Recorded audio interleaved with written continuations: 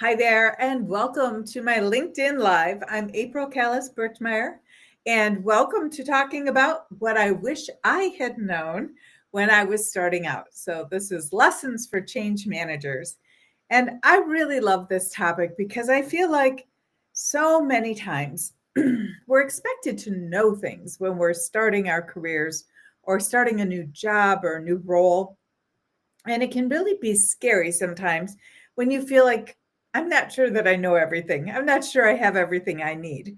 And so today, I just wanted to spend a little bit of time talking about how to start to break through that sensation of not having what you need and figuring out how to get what you need so that you're able to work more effectively and lead change that's successful and leaves everybody adopting the change and feeling as though they are able to work in that new future state.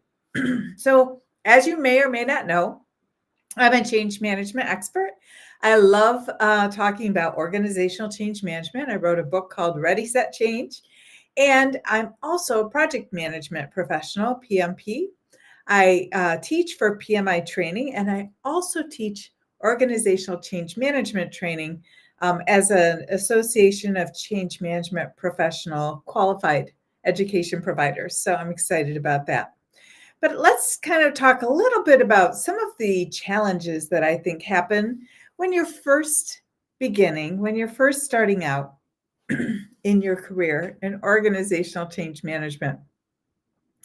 I didn't know what change management was when I first was chosen to be in organizational change management. At that time, I had my master's in communication. I was a professor at a couple of community colleges and at Roosevelt University. And I really enjoyed also teaching corporate training. So for companies like Abbott Labs, Ross Labs, I would go and do in-person corporate training for them around things like leadership and how to deal with change. Well, I discovered the world of change management sort of by accident. I felt more like I was discovered by it when I met uh, my first change management leader at an ATD meeting, Association of Training and Development, and we met each other. We were having a great conversation, and she suddenly said to me, "I need you on my project."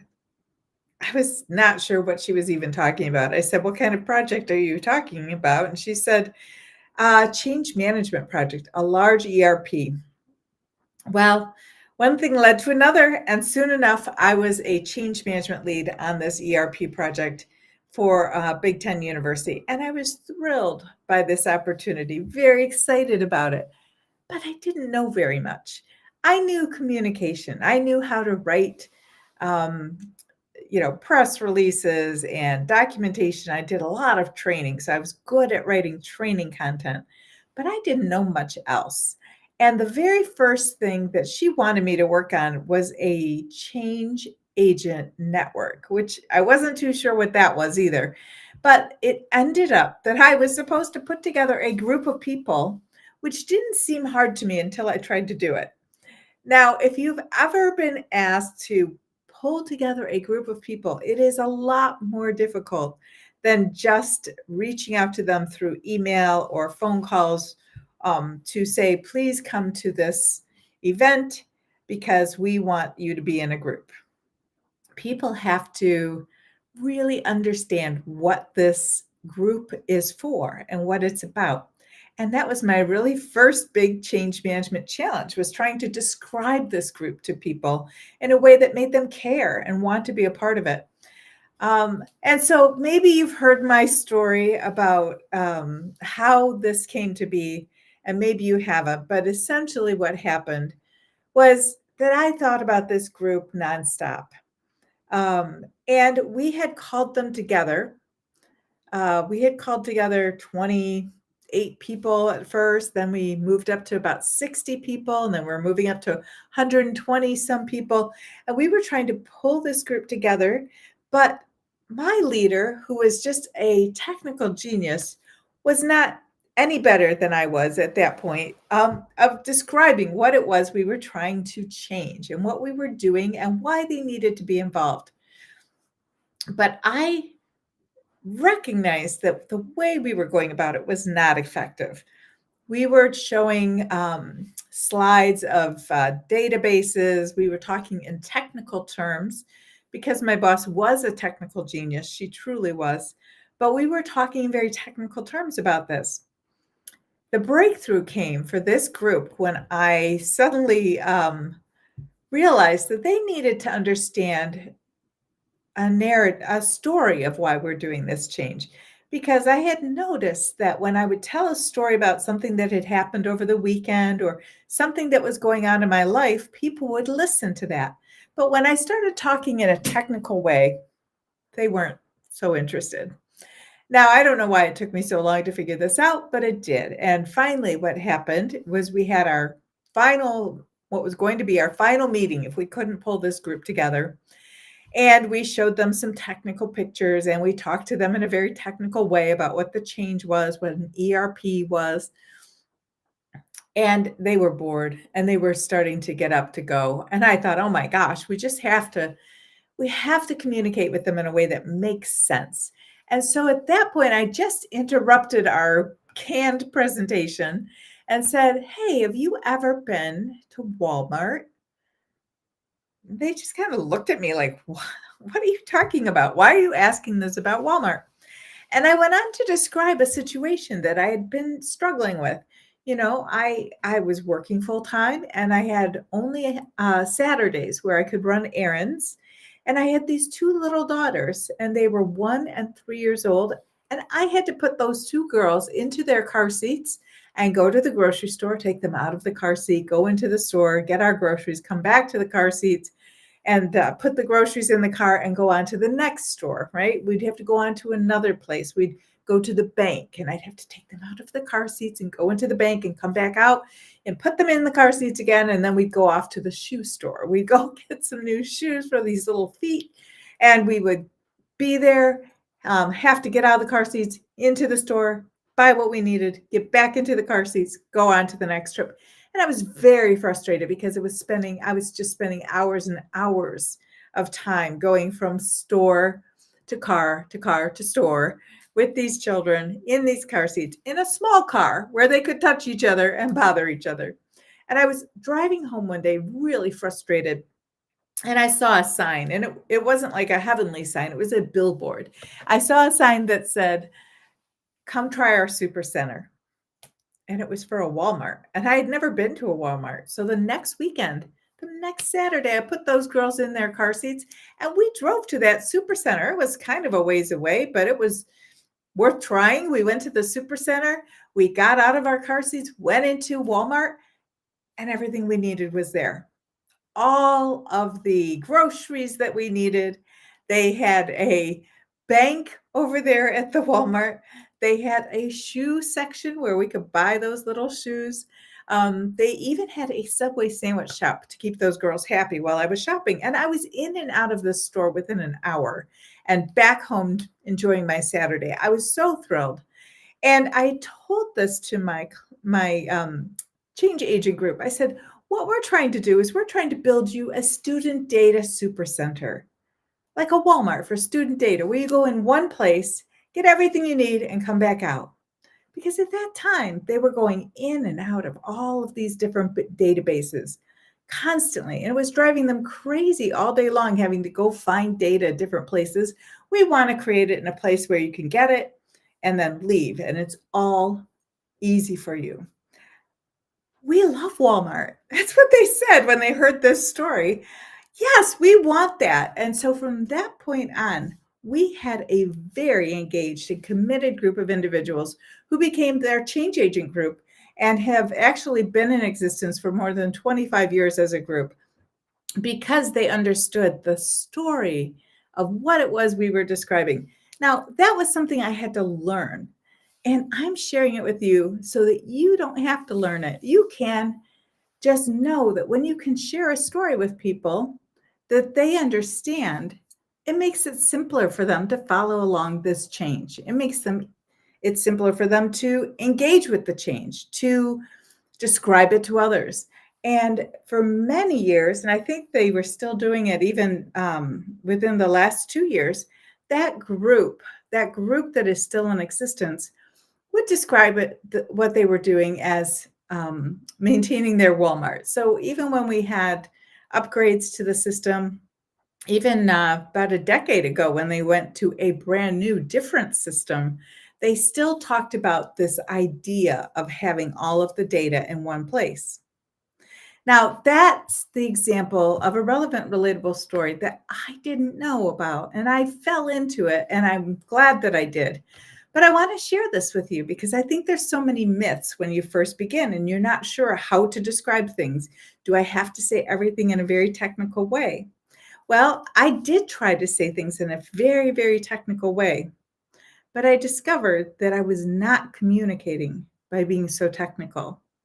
I had to learn to think in a technical way and talk in a relevant and realistic way in a story so that people could follow along what we were talking about. So I think that's a big learning for me. I think when you learn these things, you should identify them and kind of write them down somewhere also so you don't forget them because as you go from change event or change project to change project, you sometimes forget these little pieces of information that you've learned. There's other things that I wish I had known when I was starting out. And one of those is that even though I had read Cotter's book about change, and I knew that I was supposed to build a burning platform, an urgency in the organization for my change. Not every change is urgent, and you can't always find a burning platform. So one of the books that I enjoyed very much when I was first starting out in change management was that I read John Cotter's book about organizational change management, and then it might be maybe 25 years ago. Then a book came out that was sort of a simplified version of Cotter's book, and it was called oh wait, I almost called it the wrong name. It's called My Iceberg is Melting, or Iceberg is Melting. And it's a great read, and I would highly recommend it if you're starting out. It's a great read about a penguin colony whose iceberg is melting, and they are trying to rally everyone to let them know that something dramatic is happening and there has to be a change.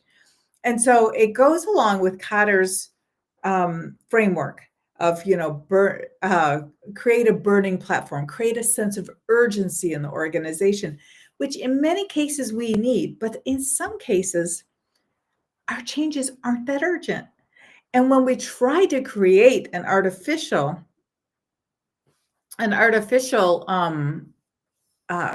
change, when we're trying to create this artificial uh, urgency, if you will, this burning platform, sometimes we can really kind of kick ourselves because it's not as urgent as we're trying to make it. And I think we have to just recognize that as new change management professionals, we don't always have to follow someone else's guidance that we have to build a burning platform.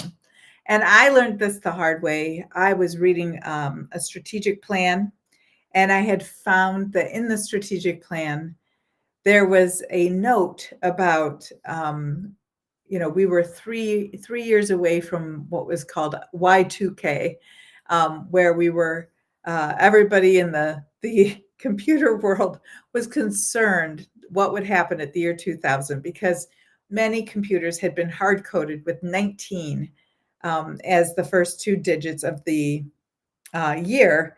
And we're thinking, what's going to happen when we turn to the year 2000 and all of the dates have to go from 19 to 20? And so it was actually something that was of great concern.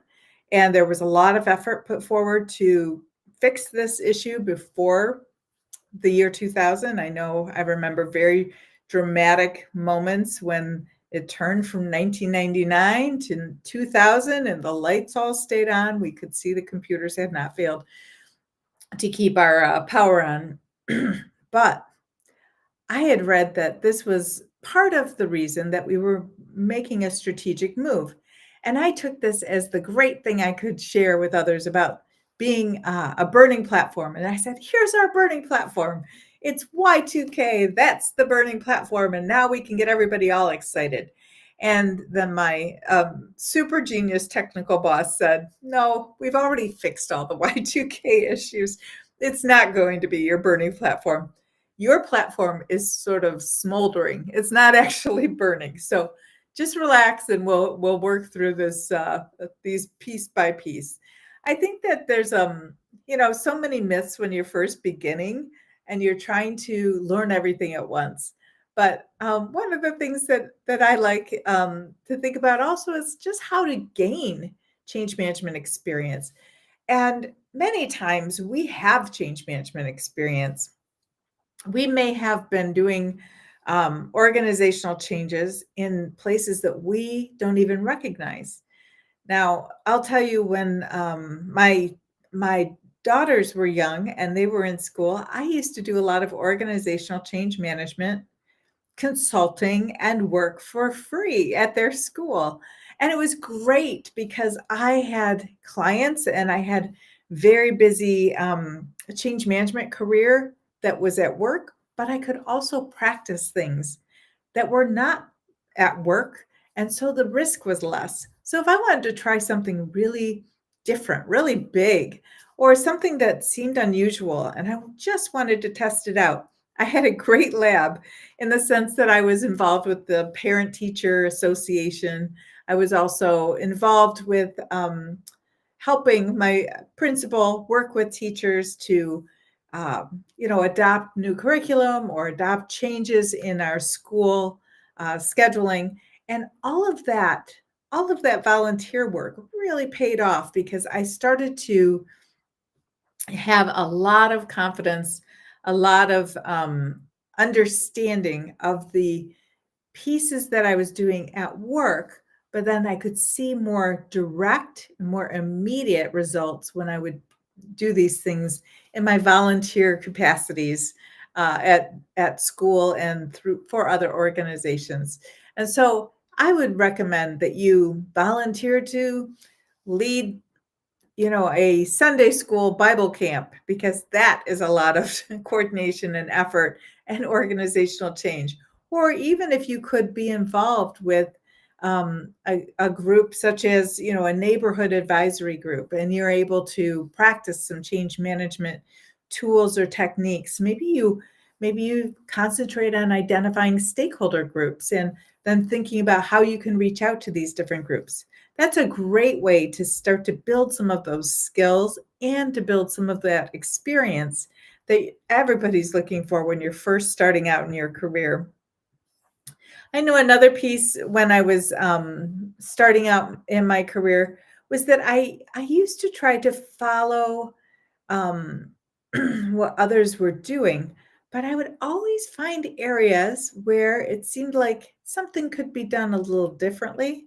Maybe something could be a little bit clarified, a little easier to complete. And when I would find those things, I would go ahead and make my own templates and tools and try them. And now sometimes I had very specific tools that I had to use in my role, and I did. I didn't try things out when I wasn't supposed to. But I did find that I was able to really clarify many of our tools while I was working on them, because I would wonder, what if I could put this together in a way that would make the story more clear for everybody that's going through this exercise?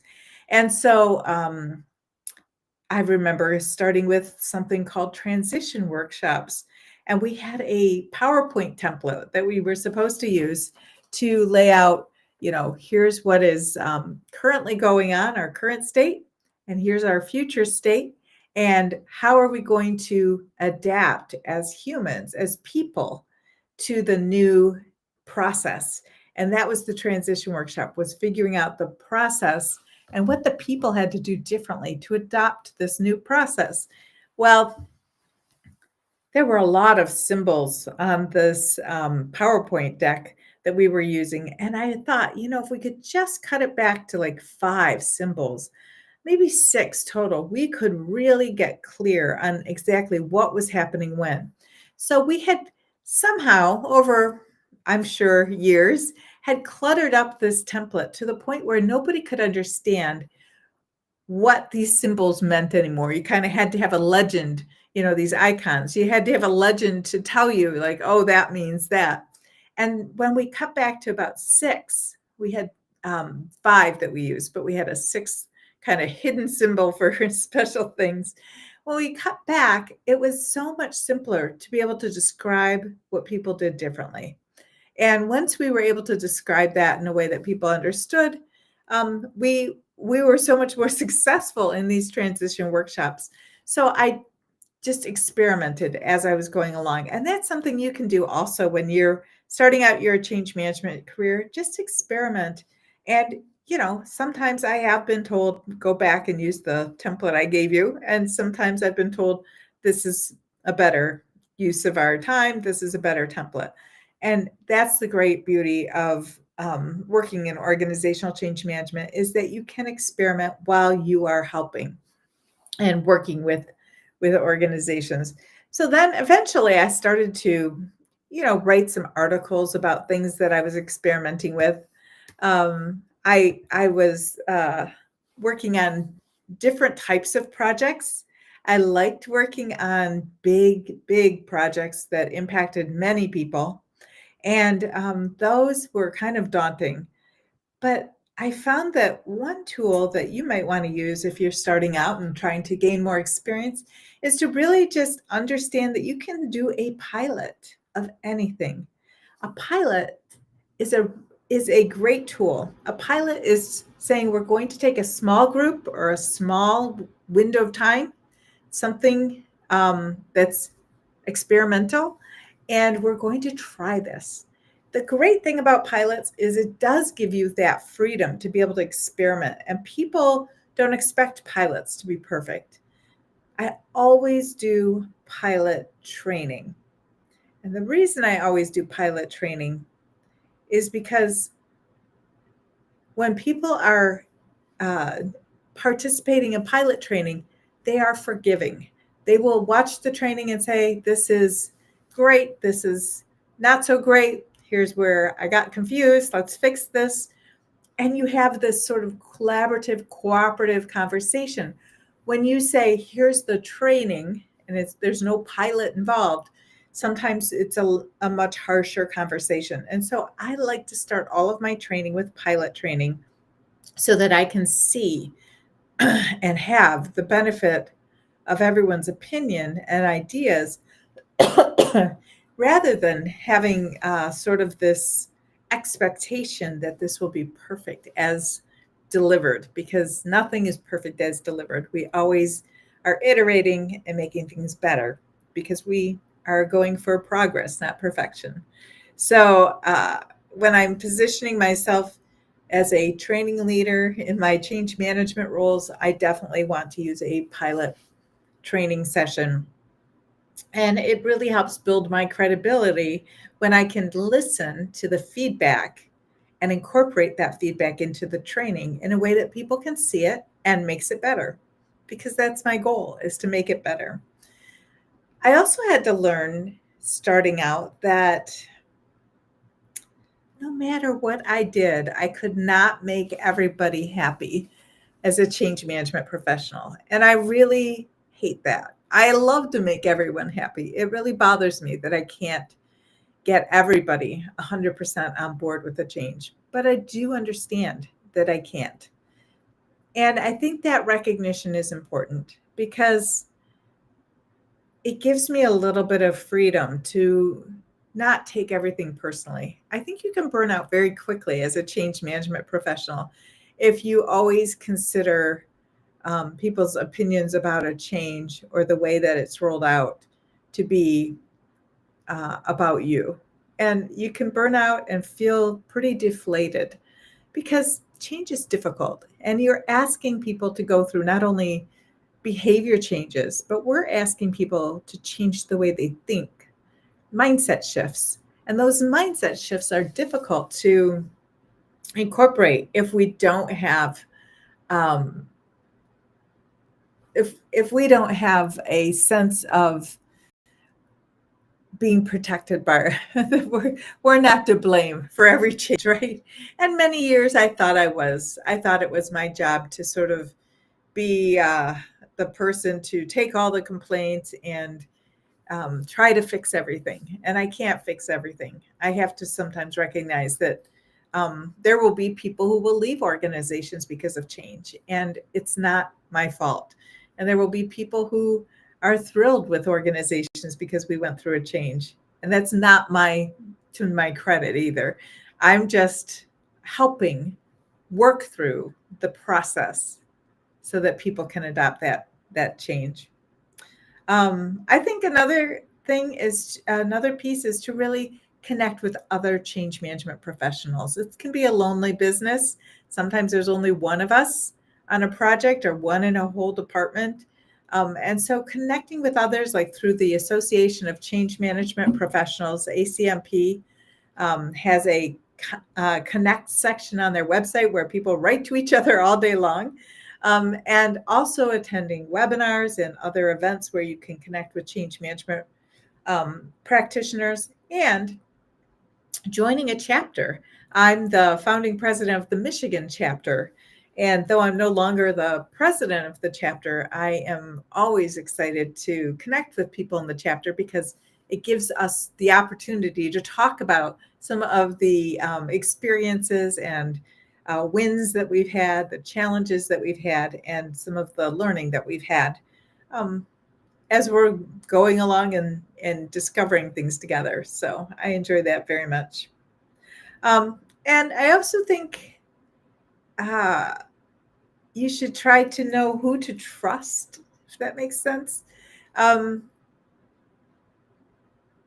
I generally want to work with sponsors that I trust, but sometimes sponsors are not the most trustworthy. And I think we just have to recognize that as change management professionals. Sometimes sponsors have other motives that we are not aware of. And even when we're asking that sponsor to commit to this change and we're providing some opportunities for the sponsor to really get active and visible and lead this change, the sponsor still has their own agenda that we don't always know about. And so I think we don't have to give up our own agency for the sponsor. We have to help the sponsor, but if that sponsor shows that they don't want to work with us or work with anybody on changing, on helping their stakeholders change, then we have to accept that behavior. That's just how it is sometimes, and that's something that I had to learn. That's a lesson I learned the hard way. But if you are interested in learning more about organizational change management, I would love to have you in our Ready, Set, Change accelerated training and exam prep.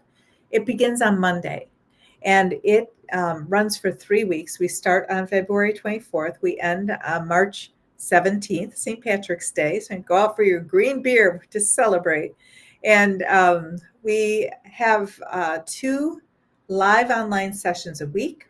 We have some pre-recorded sessions during the week, and it's 21 hours of qualified education provider training in the Ready, Set, Change framework and in the Standard for Change Management, which prepares you to take and pass your CCMP. So we've had about 120 students pass their CCMPs in the last couple of years. We're really proud of our students and of our record. And we would love to have you join us. And so if you are looking to learn more about organizational change management, if you'd like to expand your frame of reference in terms of all of the things that you can do as a change management professional and to build a community of other change management professionals, please consider joining us. I'd love to have you. with us. And, you're welcome to send me an email at april@springboard-consult.com. You can reach out to me. I'd be happy to have a phone call or conversation.